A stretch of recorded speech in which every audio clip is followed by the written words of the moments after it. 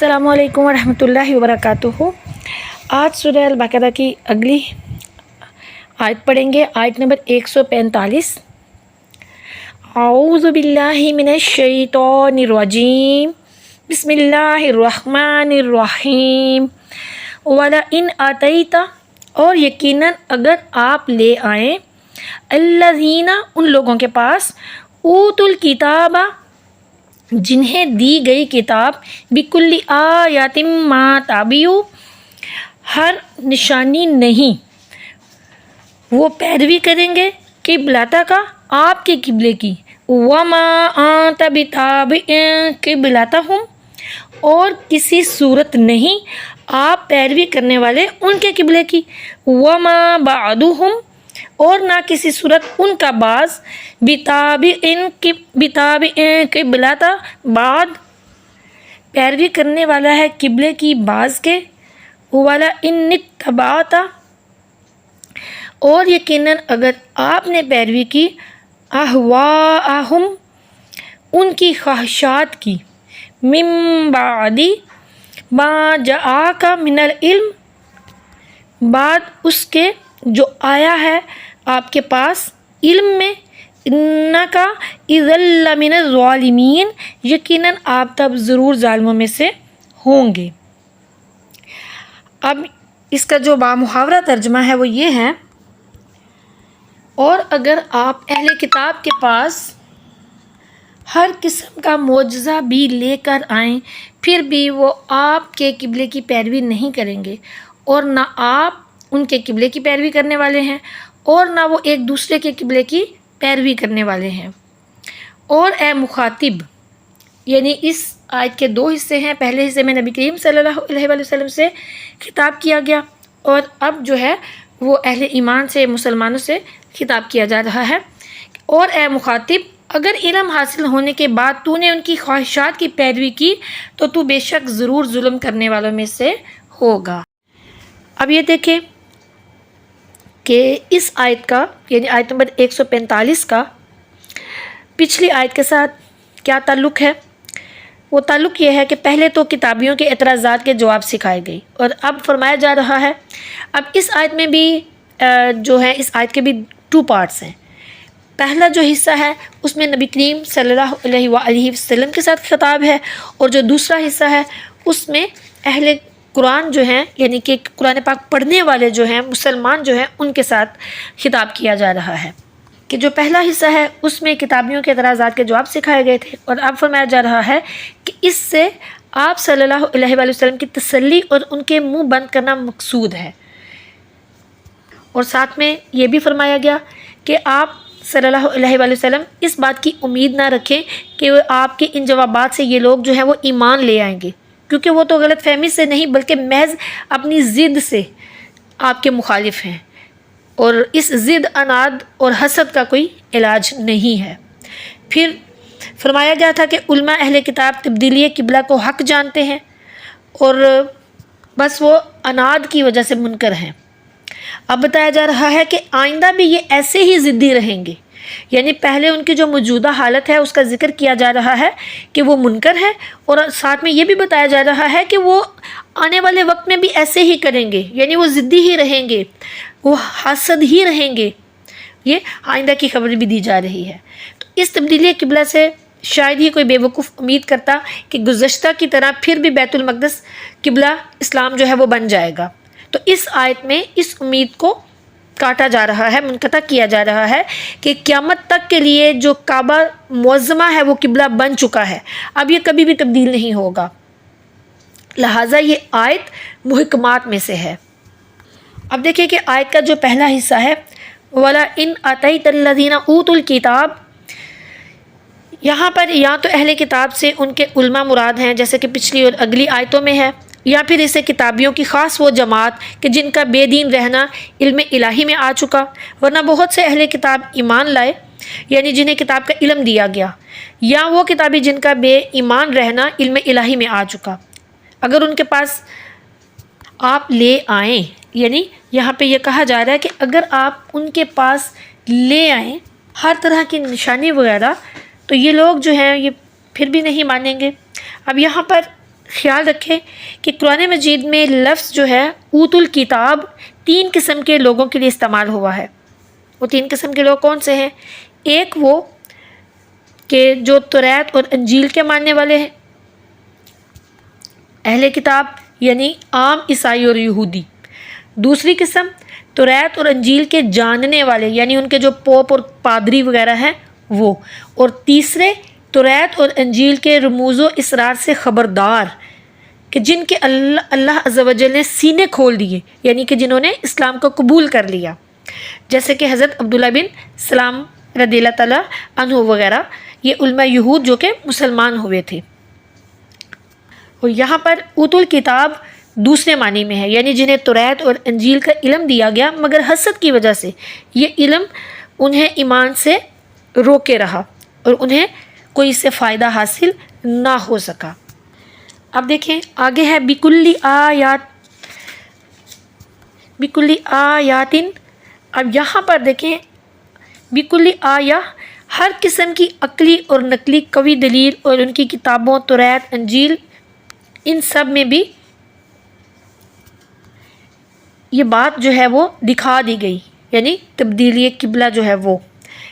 تو تبدیلی قبلہ حق ہے۔ اب یہاں پر یہ یاد رکھیں کہ آیت کا جو یہ لفظ آیا ہے آیا، تو آیت کے معنی ہے دلیل، بحران، علامت، ذات اور جماعت۔ قرآن مجید کے جملے کو اس لیے آیت کہا جاتا ہے کہ وہ اللہ کی دلیل یا نبی کریم صلی اللہ علیہ وسلم کی نبوت کی علامت یا پھر حروف کا مجموعہ یا اگلے کلام سے اور یا انسانی کلام سے علیحدہ ہونے کی پہچان ہے۔ اور یہاں پر دیکھیں کلی آیہ سے ہر قسم کی دلیل یا ہر ایک دلیل مراد ہے، یعنی بے شمار دلائل۔ اللہ عز و جل فرما رہا ہے کہ بے شمار دلائل نبی صلی اللہ علیہ وسلم ہم نے آپ کو بتا دیے، لیکن اگر اس کے علاوہ اور بھی یعنی کہ سارے کے سارے دلائل بھی آپ صلی اللہ علیہ وسلم ان لوگوں کے سامنے ان اہل کتاب کے سامنے پیش کر دیں تو بھی ما تابعوا قبلتک کا یہ یہود و نصارہ آپ کے قبلے کو نہیں مانیں گے، کیونکہ دلائل شبہات کو دفع کر سکتے ہیں نہ کہ ضد کو۔ اور یہاں قبلے کا اتباع نہ کرنے سے مراد اسلام کو قبول نہ کرنا ہے، کیونکہ ہر مسلمان جو ہے وہ تو اپنا منہ کعبے کو کر کے نماز پڑھتا ہے، اور مسلمانوں کے سوا کوئی بھی ایسی قوم یا کوئی بھی ایسا مذہب نہیں ہے جو کہ اپنی عبادات میں کعبہ معظمہ کو رخ کرتی ہو، یعنی کوئی اور قوم جو ہے وہ کعبہ معظمہ کی طرف رخ کر کے عبادت نہیں کرتی، یہ صرف مسلمان کرتے ہیں۔ تو یہ توجہ الی الکعبہ مسلمانوں کی خاص نشانی ہے۔ پھر آگے اللہ عز و جل فرما رہا ہے کہ یہ جو لوگ ہیں اگر انہیں یہ امید ہو کہ آپ پھر ان کے قبلے کی طرف پھر جائیں گے، یعنی کہ بیت المقدس کی طرف پھر جائیں گے کعبہ کو چھوڑ کر پھر دوبارہ، تو اللہ عز و جل فرما رہا ہے کہ انہیں اس بات کا اطمینان رکھنا چاہیے۔ کس بات کا اطمینان رکھنا چاہیے؟ کہ وَمَا أَنْتَ بِتَابِعٍ قِبْلَتَهُمْ، کہ آپ کبھی بھی ان کے قبلے کو رخ کرنے والے نہیں ہیں۔ تفسیر کبیر اور روح البیان نے کہا کہ اہل کتاب میں آپ جو ہیں انہوں نے آپس میں مشورہ کر کے لوگوں سے کہا کہ اگر یہ نبی ہمارے قبلے پر قائم رہتے تو ہم کہہ سکتے تھے کہ شاید یہ وہی نبی ہیں جن کی توریت اور انجیل نے ہمیں خبر دی تھی، تو اب جب کہ وہ اس پر قائم نہیں رہے تو ہمیں یقین ہو گیا ہے کہ یہ وہ نبی آخر الزمان نہیں ہیں جن کا ہمیں انتظار تھا۔ تو وہ لوگ اس بات سے یہ چاہتے تھے کہ شاید یہ باتیں سن کر نبی کریم صلی اللہ علیہ وآلہ وسلم جو ہیں وہ ہمارے ایمان کے لالچ میں بیت المقدس کو منہ کر لیں گے۔ تو اس جملے سے یعنی اس جملے سے اللہ عز و جل نے ان کی امیدوں پر پانی پھیر دیا اور بتا دیا کہ قبلہ حکم الہی سے بدلتا ہے نہ کہ لوگوں کی امیدوں سے، اور ہمارا حکم تو تبدیل نہیں ہوگا، لہٰذا قبلہ اب کبھی بھی نہیں بدلے گا۔ اب دیکھیں آیت کا جو اگلا حصہ ہے، اس حصے تک نبی کریم صلی اللہ علیہ وآلہ وسلم سے خطاب کیا جا رہا تھا، اور اب جو اگلا حصہ ہے یہاں سے جو خطاب ہے، بعض نے کہا کہ نبی کریم صلی اللہ علیہ وآلہ وسلم سے ہی خطاب ہے، اور بعض نے کہا کہ نبی اور امت دونوں سے خطاب ہے، اور ایک قول یہ ہے کہ اس خطاب سے صرف اور صرف امت کے لوگ ہی مراد ہیں، نبی کریم صلی اللہ علیہ وآلہ وسلم جو ہے وہ اس قول سے مراد نہیں ہے۔ اس خطاب یہ خطاب نبی کریم صلی اللہ علیہ وسلم سے نہیں ہے، یعنی کہ وَلَئِنِ اتَّبَعْتَ أَهْوَاءَهُم مِّن بَعْدِ، یعنی یہاں سے جو خطاب شروع ہو رہا ہے اس کی بات ہو رہی ہے کہ یہ خطاب نبی کریم صلی اللہ علیہ وسلم سے نہیں بلکہ امت سے ہے، اور یہ بات زیادہ صحیح ہے کہ یہ خطاب امت ہی سے ہے، کیونکہ کعبے کا قبلہ ہونا نبی کریم صلی اللہ علیہ وسلم کی خوشی پر ہوا تھا۔ تو یہ کیسے ہو سکتا تھا کہ نبی کریم صلی اللہ علیہ وسلم نے خود یہ خواہش کی کہ کعبہ معظمہ قبلہ ہو جائے اور پھر وہ خود ہی سے پھر جائے؟ تو اس لیے یہ خطاب جو ہے امت سے کیا جا رہا ہے کہ اے سننے والوں، یعنی اے مسلمانوں، کہ اگر تم ان کی خواہشوں پر چلے تو بعد اس کے کہ تجھے علم پہنچ چکا ہے تو پھر تم ضرور ظالموں میں سے ہو جاؤ گے۔ خلاصہ کلام یہ ہے کہ اللہ عز و جل اس آیت میں فرما رہا ہے اپنے پیارے نبی صلی اللہ علیہ وآلہ وسلم سے کہ اے میرے پیارے محبوب نبی صلی اللہ علیہ وآلہ وسلم، آپ یہ خیال نہ فرمائیں کہ ان دلائل اور سوال جواب سے یہ ضدی پادری، ہٹ دھرم یہودی اور ان کے جو راہب وغیرہ ہیں وہ ایمان لے آئیں گے۔ یہ تو فقط ان کی زبان بندی کے لیے ہے۔ ان کے دل کا تو یہ حال ہے کہ اگر آپ انہیں ہر قسم کے قوی سے قوی دلائل اور مضبوط سے مضبوط برہان بھی سنا دیں، بلکہ خود توریت اور انجیل سے بھی نکال کر دکھا دیں، تو پھر بھی یہ لوگ اس قبلے کو نہیں مانیں گے، کیونکہ دلیل سے شبہات دور ہوتے ہیں، نہ کہ حسد دور ہوتا ہے۔ اور اب وہ بھی کان کھول کر سن لیں کہ آپ صلی اللہ علیہ وآلہ وسلم کچھ اصرار کی بنا پر بیت المقدس کی طرف رخ کیے رہے، اب قیامت تک کبھی بھی ادھر سے نہیں پھریں گے، اور نہ یہ قبلہ کبھی منسوخ ہوگا۔ وہ آپ صلی اللہ علیہ وسلم کی تو کیا مانے، آپس میں ہی ایک دوسرے کے قبلے کے قائل نہیں، تو آپ صلی اللہ علیہ وسلم کی مخالفت میں ان کی زبانیں تو متفق ہیں لیکن ان کے دل بکھرے ہوئے ہیں۔ پھر اگلے حصے میں کہ اے مسلمانوں، تم بھی خیال رکھنا کہ جو انہیں راضی کرے یا ان کی خوشامد کی غرض سے جان بوجھ کر ان کے قبلے کو رخ کرے، یعنی یہودیوں کے، اور یہودیوں کو خوش کرے یا جان بوجھ کر ان کے قبلے کی طرف رخ کرے یا ان کی کوئی بات مانے، تو وہ بھی انہی کی طرح بے دین اور ظالم ہے۔ اب دیکھیں کہ یہ جو ہم نے آیت پڑھی، اس سے ہمیں کیا فائدے حاصل ہوئے، کیا اسباق ملے۔ سب سے پہلے تو یہ کہ جن صحابہ کرام رضوان اللہ علیہم اجمعین نے تبدیلی قبلہ کے بعد بھی بے خبری میں کوئی نماز پہلے قبلے کی طرف پڑھ لی، یا اب بھی کوئی مسلمان اگر غلطی سے ادھر نماز پڑھ لے، تو پھر وہ اس آیت کی وعید میں داخل نہیں ہے، کیونکہ یہاں پر دو قیدیں ہیں، ایک جان بوجھ کر، دوسرے ان کی اطاعت کی غرض سے ایسی حرکت جو ہے وہ کرنا۔ پھر دوسرا فائدہ یہ کہ ضد اور حسد جو ہے کبھی کفر تک بھی پہنچا دیتا ہے۔ اسی ضد اور حسد اور بغض کی وجہ سے شیطان جو ہے شیطان بنا، اسی طرح قابیل بھی اسی وجہ سے تباہ ہوا، اسی سے کنعان برباد ہوا، اور اسی ضد اور حسد کی وجہ سے یہود اور عیسائی جو ہیں یہ گمراہ رہے۔ تو ضد اور حسد جو ہے اس سے بچنے کی حتی الامکان کوشش کرنی چاہیے۔ حسد جو ہے یہ تمام فساد کی جڑ ہے، نیکیوں کو کھا جاتا ہے، اور جتنے بھی فساد ہوتے ہیں، جتنے بھی معاشرے میں بگاڑ پیدا ہوتا ہے، حسد کی وجہ سے ہی ہوتا ہے کہ ہم اگر کسی کے حسد میں مبتلا ہو جاتے ہیں تو پھر ہمیں خود کو بھی چین نہیں آتا۔ یہ بھی کبھی دیکھیں نا، جب کسی سے حسد ہوتا ہے تو انسان کو خود بھی چین نہیں آتا، کیونکہ ہر وقت اسے اس بندے کی حسد کی بیماری لگی ہوتی ہے۔ اس کو جب وہ ہنستا ہوا دیکھتا ہے تکلیف ہوتی ہے، خوش دیکھتا ہے تکلیف ہوتی ہے، خود کو تکلیف دے رہا ہوتا ہے، اور اپنے اس حسد میں وہ کہاں گزر جاتا ہے، خود کو ہی برباد کرتا ہے، اس کا کیا جاتا ہے دوسرے کا۔ تو اس لیے اپنے آپ کی بربادی ہے یہ حسد کرنا۔ اللہ تعالیٰ ہمیں اس بیماری سے بچائے، آمین۔ پھر یہ کہ معرفت، ایمان اور ہدایت یہ خاص عطیہ ربانی ہے جو کہ اللہ عز و جل کے کرم سے نصیب ہوتا ہے، محض علم اور دلائل سے ایمان نہیں ملتا۔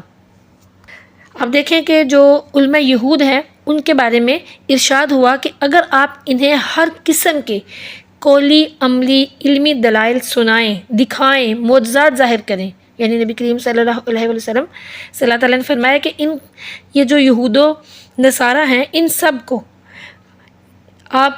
قولی، عملی، علمی دلائل سنائیں، دکھائیں، معجزات ظاہر کریں، سب کچھ کریں، اور ان کے پاس بھی توریت اور انجیل کا علم ہے، مگر ان سب کے باوجود یہ ایمان نہیں لائیں گے، جو معجزات دے کر صحابہ کرام رضوان اللہ علیہم اجمعین جو ہیں وہ ایمان لے آئے، تو وہ معجزات انہوں نے بھی تو دیکھے تھے نا، جو ایمان نہیں لے کے آئے، جیسے کہ ابو جہل وغیرہ ہیں، انہوں نے بھی تو وہ سب کچھ دیکھا تھا مگر وہ ایمان نہیں لے کے آئے۔ پھر یہ کہ جس دل میں حضور نبی کریم صلی اللہ علیہ وآلہ وسلم سے حسد، بغض یا عناد ہوگا، اس میں کوئی بھی روشنی نہیں پہنچ سکتی۔ کہ علماء یہود کے بارے میں ارشاد ہوا کہ اگرچہ تمام دلائل انہیں بتا دیے جائیں، یہ پھر بھی ایمان نہیں لائیں گے۔ کیوں نہیں لائیں گے؟ کیونکہ وہ نبی کریم صلی اللہ علیہ وآلہ وسلم کے حاسدین میں شامل ہیں، ان کو نبی کریم صلی اللہ علیہ وآلہ وسلم سے بغض ہے۔ پھر یہ کہ جو شرعی حکم ہوتا ہے وہ منسوخ ہونے سے پہلے ہدا یعنی ہدایت رہتا ہے، مگر منسوخ ہونے کے بعد ہوا یعنی کہ نفسانی خواہش بن جاتا ہے۔ کہ جیسے بیت المقدس کی طرف منہ کر کے نماز پڑھنے کو اللہ عز و جل نے اہواءہم فرمایا، یعنی کہ پہلے بیت المقدس کی طرف نماز پڑھتے تھے، یہ حکم اللہ کا ہی حکم تھا لیکن منسوخ ہو گیا۔ منسوخ ہونے کے بعد قبلہ جو ہے وہ کعبہ معظمہ کو بنا دیا گیا۔ اب یہ حکم دیا گیا کہ اب سب جو نماز پڑھیں گے وہ کعبہ معظمہ کی طرف منہ کر کے نماز پڑھیں گے، لیکن اب جو لوگ ہیں جو کہ نبی کریم صلی اللہ علیہ وسلم کی اطاعت میں شامل نہیں ہیں، ان کی نافرمانی کر رہے ہیں، تو پھر انہوں نے کیا کیا کہ وہ اب بھی بیت المقدس کی طرف ہی منہ کر کے نماز پڑھ رہے تھے، یعنی بغض میں، جان بوجھ کے بغض میں یہ سب وہ کر رہے تھے۔ تو پھر وہ لوگ ہوا ہیں یعنی کہ نفسانی خواہش کے غلام ہیں۔ پھر یہ کہ اسلام میں کفار کی رعایت کرنا ظلم اور کفر ہے، کہ جیسے اللہ تعالیٰ نے فرمایا کہ اب جو بیت المقدس کی طرف نماز پڑھے یہود وغیرہ کو راضی کرنے کے لیے تو پھر وہ ظالم ہے۔ لہٰذا کفار کی جتنی بھی ان کا کلچر ہے کفار کا، وہ سارے کے سارے کو احترام کرنا، یعنی کہ جیسے دیوالی وغیرہ ہولی وغیرہ ہے تو یہ کفار کے کلچر میں ہے نا، یہ ان کا مذہب ہے۔ ہم مسلمانوں پر ان کی ان تمام باتوں کا یعنی ہولی دیوالی وغیرہ جو بھی ہے ان ساری باتوں کا احترام کرنا یہ گناہ ہے اور یہ کفر میں شامل ہے۔ کہ ہندوؤں کو خوش کرنے کے لیے گائے کو ذبح کرنا بند کر دیا جائے کہ نہیں جی یہ تو ظلم ہے، وہ صحیح کہہ رہے ہیں، تو ہمارے دین نے تو اجازت دی ہے۔ جب ہمارے دین نے اجازت دی ہے تو ہم خود سے اس پر پابندی نہیں لگا سکتے، یہ کفر ہوگا۔ اور یہاں پر یہ بات بہت اچھے سے اس پوائنٹ کو سمجھ لیں کہ تمام مسلمان اس بات سے عبرت حاصل کریں جو کفار کی طرح اپنی صورتیں بنا دیتے ہیں، کفار جیسی سیرتیں بنا دیتے ہیں، ان کو خوش کرنے کے لیے ان جیسی حرکتیں کرتے ہیں، اور یہ آج کل ہمارے معاشرے میں بہت زیادہ ہو گیا ہے۔ کتنے ایسے کام ہیں کہ جو کہ ہمارے دین میں نہیں ہیں لیکن ہم کر رہے ہیں، وہ کس کا نام لیں؟ اتنی زیادہ کفار کے کلچر کو ہم نے اپنا لیا ہے، یہودیوں کے کلچر کو ہم نے اپنا لیا ہے، اور اپنا جو دین اسلام ہے جو کہ بہترین مذہب ہے، بہترین دین ہے، اس کی تعلیمات کو پس پشت ڈال دیا ہے۔ تو اگر سوچیں اور دیکھیں اور اس چیز کو دیکھیں اور سمجھیں تو ہمیں خود ہی سمجھ آ جائے گی کہ آج مسلمان اتنی ذلت کا شکار کیوں ہے، کیونکہ اس نے اپنی اقدار کو چھوڑ دیا ہے، اپنی اقدار کو چھوڑ کے کفار کی اقدار کو اپنا لیا ہے۔ اب بہت سے لوگ جو ہیں وہ دین اسلام کے بارے میں بات، جیسے پردہ لے لیں، اگر ہم پردہ کرتے ہیں تو بہت سے لوگ کہیں گے یہ کیا دقیانوسی خیالات کی مالک عورت ہے، یہ اس نے کیا پہنا ہوا ہے، یہ کیا کر رہی ہے، حیا تو جو ہے وہ آنکھوں میں ہوتا ہے، اس طرح کرنے سے کون سا حیا ہوتا ہے۔ یعنی اس طرح ایک بات کو لے کے ہمارے اپنے، یہ نہیں کہ ہم کہیں کہ باہر ہم نے کفار ہمیں کہہ رہے ہیں، کفار کے علاوہ مسلمان ہی بات کرتے ہیں اپنے گھر میں، ہمارے اپنے گھروں میں یہ ہو رہا ہے۔ بہت سی بچیاں مجھے کہتی ہیں کہ جی ہم جو ہے وہ حجاب کرنا چاہتی ہیں لیکن ہمارے پیرنٹس اس چیز کے خلاف ہیں، جو ان کی والدہ ہے وہ کہتی ہیں کہ یہ تم کیا عجیب سے ڈرامے کر رہی ہو، یہ کیا کر رہی ہو، جیسے ہو ٹھیک ہو، حجاب نہیں کرنا۔ ان کی والدہ ان کو بلاتی نہیں ہیں، ان سے ناراض ہوتی ہیں، ڈانٹتی ہیں، والد ڈانٹتے ہیں کہ یہ تم کیا کر رہی ہو۔ یعنی یہ کیا ہے؟ سوچیں یہ کیا ہے، کیا یہ ہمارا دین ہے؟ مطلب جس چیز کا ہمیں حکم دیا گیا ہے کہ آپ نے یہ کرنا ہے اس کو ہم برا سمجھ رہے ہیں، تو یہ ہم کیا کر رہے ہیں؟ بلکہ ہمیں تو سپورٹ کرنا ہے، ہمیں اپنی اولادوں کو سکھانا ہے اپنا دین، کہ اپنی بیٹیوں کو سکھانا ہے کہ شرم و حیا کے ساتھ رہنا، با پردہ رہنا، اسی کی ہمارے اسلام نے ہمیں اجازت دی ہے، اور ہمیں اپنے آپ کو اور اپنی بیٹیوں کو چھپا کے رکھنا ہے، نہ کہ ہمیں کفار کے طریقوں پر چلتے ہوئے ان کو اس ماحول میں لے کے آنا ہے۔ اب دیکھیں کہ جیسے ہم لوگ سادہ سوٹ پہنتے ہیں، شلوار قمیص پہن لی، دوپٹہ اوڑھ لیا،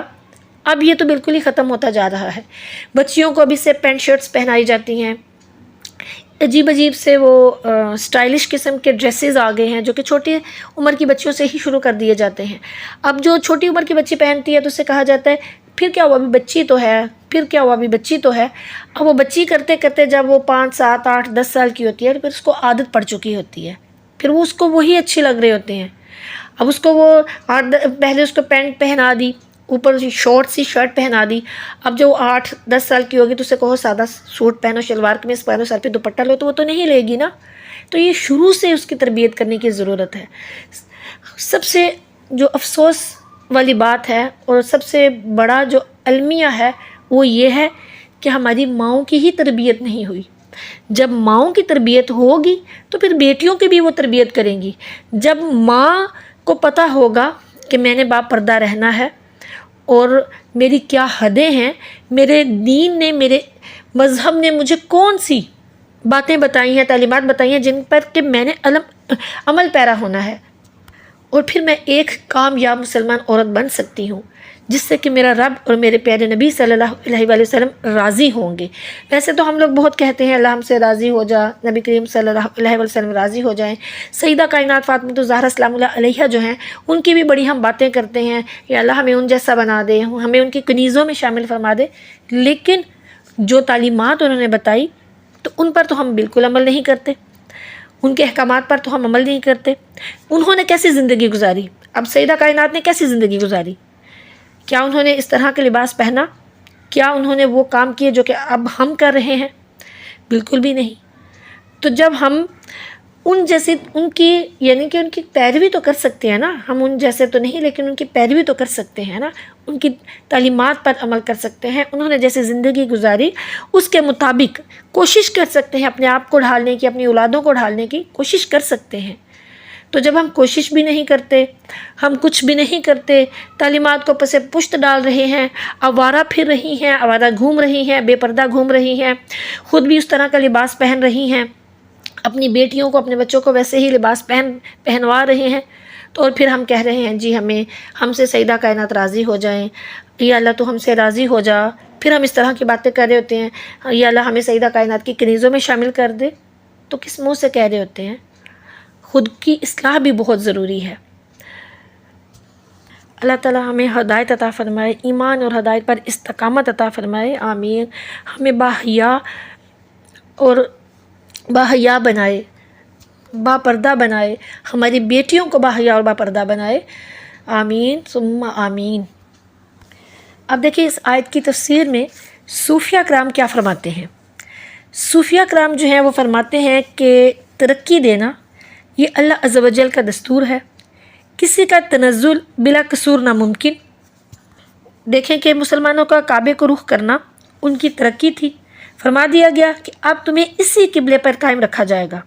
تو تمہارا جو تنزل ہے وہ نہیں ہوگا۔ اور جیسے کہ پورب پچھم دو متضاد سمتیں ہیں کہ پورب کا جانے والا پچھم نہیں پہنچ سکتا، اسی طرح ہدا اور ہوا، ہدایت اور خواہشات نفسانی، یہ قلب کی مختلف جہتیں ہیں۔ ہوا کا جو پابند ہے یعنی کہ نفسانی خواہشات، ہوا کہتے ہیں نفسانی خواہشات کو، تو جو نفسانی خواہشات کا پابند ہے وہ ہدا تک یعنی کہ ہدایت تک نہیں پہنچ سکتا، اور ہدا والا، ہدایت والا جو ہے وہ نفسانی خواہشات کا یعنی ہوا والا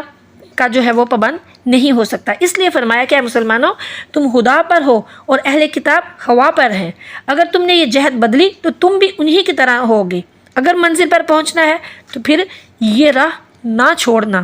اور نہ ہی اپنی سمت بدلنا، یعنی کہ جب اللہ تعالیٰ نے یہ کہہ دیا کہ اب تم نے اپنا قبلہ کعبہ معظمہ کو کرنا ہے تو پھر اب یہی تمہاری منزل ہے کہ تم ہمیشہ کعبہ معظمہ کی طرف ہی منہ کر کے نماز پڑھو گے، یہی تمہارا قبلہ ہوگا اور یہی ہدایت ہے اور یہی ہدایت والا راستہ ہے۔ تو اللہ تعالیٰ نے فرمایا کہ اس راستے کو اب تم نہ چھوڑنا اور اپنی سمت اب بالکل بھی نہ بدلنا۔